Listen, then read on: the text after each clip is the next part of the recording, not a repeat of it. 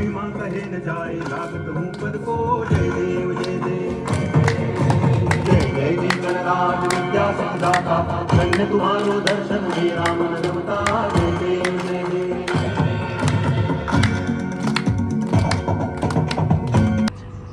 कुंदन जी, सबसे पहले आपका स्वागत है। और नई जगह है, सुबह का समय है और फिल्म का मुहूर्त हुआ है। कौन सी फिल्म है, क्या कहना चाहेंगे फिल्म के बारे में? ये फिल्म वैष्णो मैया के ऊपर है और ये किसी की बायोपिक है। तो जो हमारे इस फिल्म के प्रोड्यूसर्स हैं, उन लोगों ने मुझे ये कहानी जब सुनाई थी, और ये किसी के जीवन में सत्य, मतलब जो ट्रू इंसिडेंट होता है उस सत्य घटना पे आधारित है। तो ये उसी की बेस्ड कहानी पूरी बेस्ड है। और बाकी हमारी फिल्म मतलब आस्था का प्रतीक भी है एक तरह से।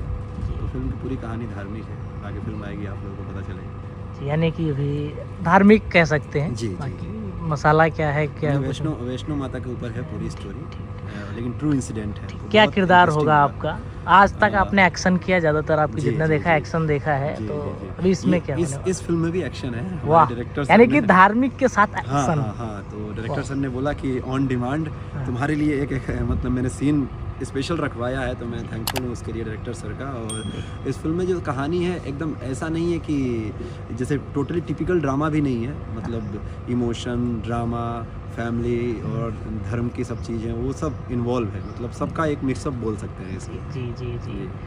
तो अभी आगामी फिल्में जो हैं, आपने अभी पिछली जो फिल्में की और जो आगामी फिल्में हैं, क्या होगा, क्या नया होगा आपकी बार आपके में देखने को मिलेगा दर्शकों? क्योंकि लोग क्या ना, एक्शन जो एक्शन स्टार होता है उससे एक्सपेक्टेशन ज़्यादा होती हैं। मेरी फिल्मों को लेके एक्सपेक्टेशन लोगों को एक्शन से रिलेटेड रहती है, लेकिन पिछली जो कुछ फिल्में की है उसमें एक्शन तो है नहीं। जो भोजपुरी में अभी चल रहा है टिपिकल फैमिली ड्रामा, उससे रिलेटेड कई सारी फिल्में हैं, लेकिन उसमें भी हमने कोशिश की है कि कुछ डिफरेंट स्टोरी हो जिससे हम अपने आप को एक अलग तरह से रिलेट भी कर पाएँ। क्योंकि शेड ऑफ एक्टिंग होती है जो हमारे किरदार को अलग अलग तरह की पहचान देती है, उसके लिए हमें एक डिफरेंट टाइप्स ऑफ कैरेक्टर करने भी पड़ते हैं। तो उस टाइप के भी मैंने कैरेक्टर्स किए हैं। जो भी है सब फिल्में मेरी अलग अलग स्टोरी है। आगामी 4-5 फिल्में कंटिन्यू आने वाली है, आप सबके सामने आएगी तो ज़रूर शेयर करूँगा मैं। अभी आपने कहा है कि जो भोजपुरी सिनेमा अभी जो दौर चल रहा है, मतलब आपने बोला कि जो फिल्में बन रही हैं इस टाइम, तो इन फिल्मों से कुंदन जी खुश हैं या कुछ अभी चेंज ओवर चाहते हैं कि नहीं, चेंज हो, कुछ बदलाव हो? देखिए, मैं जो कहानी मेरे को अच्छी नहीं लगती है मैं वो कहानी करता भी नहीं हूँ। कुछ एक आधा हो जाती है कई बार, तो बाद में रिग्रेट होता है, लेकिन खुश तो नहीं हूँ जो आज का दौर चल रहा है उस चीज़ को लेके। तो मैं बाकी मैंने कोशिश की है कि जो कहानी मेरे पास आए कम से कम वो कहानी थोड़ी अच्छी हो, और जब तक मुझे सूटेबल नहीं लगती है मैं करता भी नहीं हूँ। तो अभी तक के जितने किरदार मैंने किए हैं उसमें सब में एक डिफरेंट ऑफ शेड है, और कहीं ऐसा नहीं लगा है कि जो मेरे लायक नहीं था। सब मतलब जिस फिल्म में मैं हूँ उसमें मुझे काम करने का अवसर मिला, और उस चीज़ को लेकर मैंने टाइप्स ऑफ एक्टिंग का मैंने एक नॉलेज भी मुझे मिल गया जो मैंने अभी तक किया नहीं था, वो भी मैं सीख गया थोड़ा सा। बात करें एजुकेशन की, सबसे बड़ी बात मैं मानता हूं कि एजुकेशन, आपके अनुसार एजुकेशन कितनी ज़रूरी है यहाँ भोजपुरी इंडस्ट्री में, स्पेशली भोजपुरी इंडस्ट्री? देखिए, education not only Bhojpuri industry, किसी भी फील्ड में जाए, दुनिया के किसी भी फील्ड में आप जाएं, वहाँ पे आपके लिए एजुकेशन मस्ट इंपॉर्टेंट है।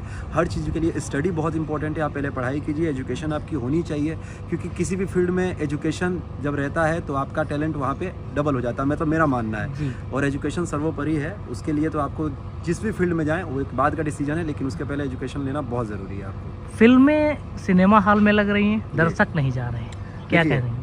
मैं इस चीज़ के लिए मैंने पहले भी बीच में बोला था कि सिनेमा हॉल में लाने के लिए ऐसा नहीं है दर्शक नहीं जा रहे हैं। हमारा कंटेंट वैसा नहीं बन रहा है कि दर्शक आएँ। पहली बात, जिस दर्शक को देखने के लिए साउथ में एक से एक बेहतरीन सिनेमा मिल रहा है, जिसको देखने के लिए हिंदी इंडस्ट्री में एक से एक सिनेमा मिल रहा है, वेब सीरीज़ मिल रही है, और हम उस लायक कंटेंट को अगर क्रिएट नहीं कर पा रहे हैं हमारी इंडस्ट्री के थ्रू, तो ऑडियंस कैसे आएंगे? क्या आपको लगता है कि हमारे यूपी बिहार के लोग बड़ी बड़ी फिल्में बिना देखे ही सुपर डुपर हिट हो जाती है? 200 करोड़ 500 करोड़ का कलेक्शन ऐसे ही हो जाता है।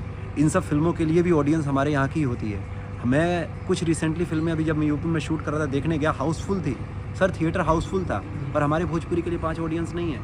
ऐसा गलत है, हमारे पास कंटेंट वैसा नहीं है। मेरा मानना यही है, कंटेंट अगर उस लायक आएगा तो डेफिनेटली ऑडियंस थिएटर में आएगी और वो देखेगी आपके फिल्म में। और कंटेंट बनाने के लिए सबसे पहले एक आपका बजट भी होना चाहिए। यहाँ पे इतने समय बजट में आपको चाहिए इतना बड़ा परफॉर्मेंस और इतना बड़ा सेटअप, तो वो कैसे मिलेगा? क्योंकि जिसको बेहतरीन चीज़ देखने को मिल रही है उसी पैसे में, तो आपके लिए वो खर्चा ज़्यादा नहीं करेगा। भोजपुरी में वर्टिकल और वेब सीरीज बनते हैं, बट वो कहीं ना कहीं वो एक तरीके से लोगों तक पहुंचते नहीं है कि वो ऐसा होता है कि वो पब्लिक क्यों नहीं, उनकी जैसे डिमांड क्यों नहीं है? अभी तक मेरा पर्सनल एक्सपीरियंस मैं आपको बताना चाहूँगा। जी। पर्सनल एक्सपीरियंस है कि फिल्में बनते बनते लास्ट में होती है कि आधे लोग बोलते हैं हमारे पास प्रमोशन का बजट नहीं है, पोस्ट के लिए एकदम लो क्वालिटी में चले जाते हैं। मेरा मानना है कि जितना आपके फिल्म बनाने के लिए आपके पास बजट होना चाहिए, उतना ही आपको इसको प्रमोट करने के लिए, लोगों तक पहुंचाने के लिए भी बजट होना चाहिए। और उस चीज़ को तभी लोगों तक जाएगी जब आप उसको पहुंचाएंगे, क्योंकि दुनिया में बहुत कुछ हो रहा है। जब हमें सोशल मीडिया के माध्यम से, टीवी चैनल्स के माध्यम से पता चलता है, तभी हम उसके लिए सर्च करते हैं या उसको देखते हैं या उसको देखने जाते हैं। तो फिल्म कुछ भी बने, कहानी कुछ भी बने, वर्टिकल बने या सीरीज़ बने, उसको प्रमोट करना बहुत ज़रूरी होता है। ऑडियंस को कनेक्ट करने के लिए आपको ऑडियंस तक पहुंचाना बहुत ज़रूरी होता है। तो उसकी थोड़ी सी कमी है, लेकिन अब धीरे धीरे देखिए सुधार आएगा।